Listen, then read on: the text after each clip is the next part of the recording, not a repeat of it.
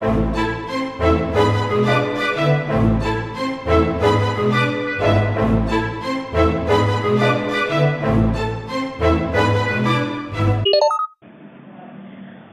security is a paradox and is more of a discovery of the modern world. Food security should include the availability, distribution, and consumption.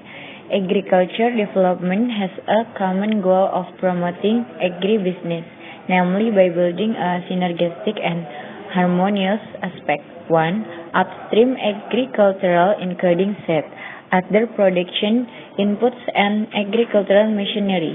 2. Primary agriculture or on-farm. 3. Agriculture downstream or processing. And 4. Support service related to the advance of agribusiness. The food safety control system in Indonesia requires elements of the pre-market and post-market control. Pre-market control is conducted by evaluating the food safety and quality requirements.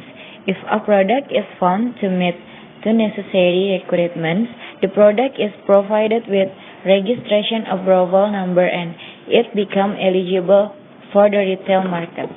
Post-market control is conducted for food products which have been distributed in the market. The National Agency for Drugs and Food Control or BPOM considered it necessary for Indonesia to maintain this system due to the wide area of coverage, the safe geographic nature of Indonesia and the limited availability of food. The most difficult problem of exporters shipping packaged products for retail may be the requirements that all imported products be registered through BPOM.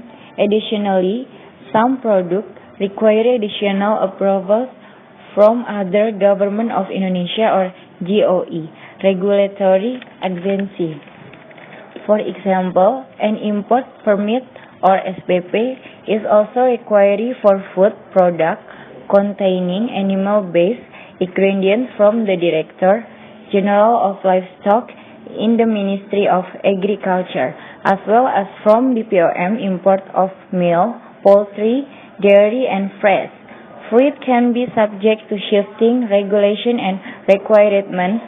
Food additives require approval from BPOM and special labeling requirements may apply. Food labels are to be in the Indonesian language and must be easily understood by consumers.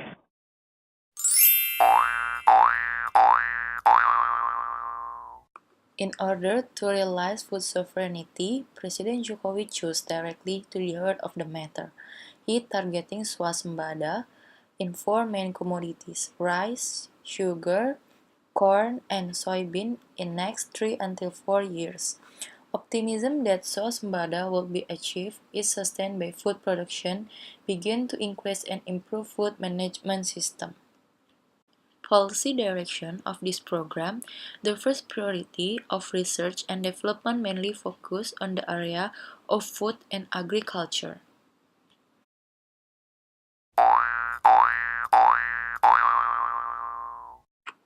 To support the food security control management, especially traditional food, some preventive measures can be done. The efforts are 1. Strengthening food security based on surveillance. 2. Improve the ease and ability to access food. 3. Improve the quantity and quality of food consumption towards a balanced nutrition. 4. Improving people's nutrition status. 5. Improve quality and food safety.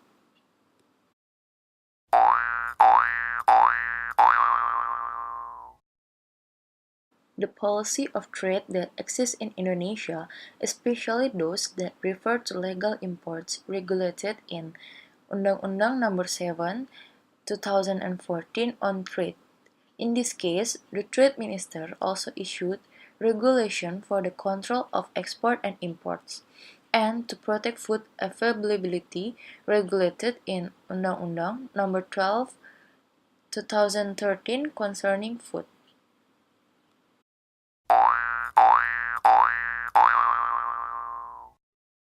the unavailability of suitable land for cultivation,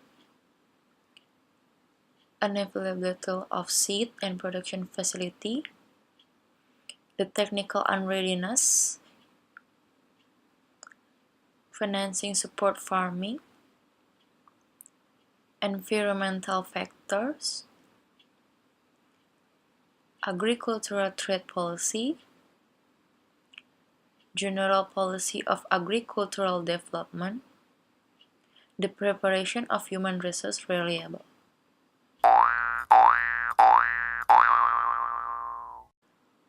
Lack of availability of food and agricultural product. In fact, we doesn't have to do import because sometimes people need the product of good quality, and Indonesia have not been able to fulfill it, although sometimes foreign product is not necessarily better.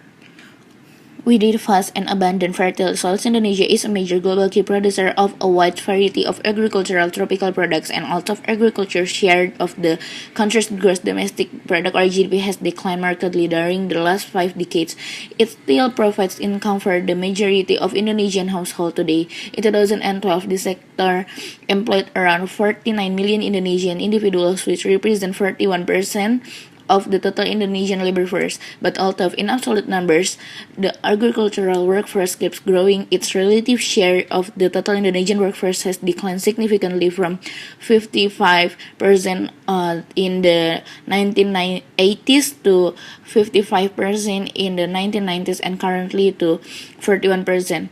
Only during the Asian financial crisis in the late 1990s, this share grew significantly because employment in both the industry and service sectors was absorbed by the agriculture sector most informally.